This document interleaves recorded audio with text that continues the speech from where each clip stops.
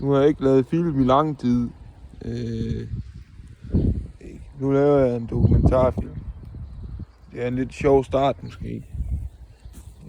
Jeg står ude på Suldrup på en eller anden plads, hvor der ligger en jættestue iblandt villavej.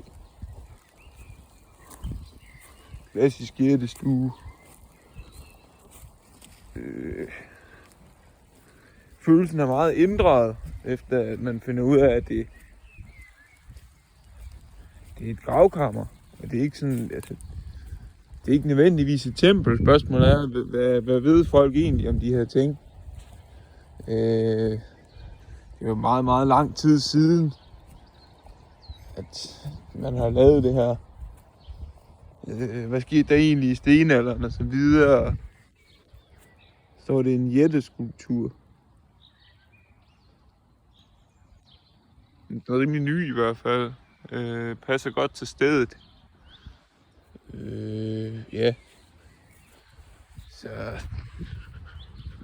det jeg plejer at gå derind, det er bare at tænde noget mantra, faktisk. Ja. Se om der er noget spændende derinde. Altså, jeg kan godt lide konceptet. Spørgsmålet er, ja.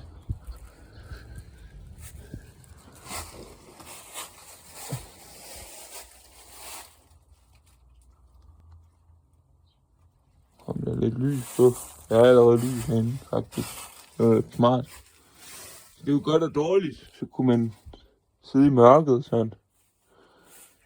Her er der noget. Nej, det er jordbund.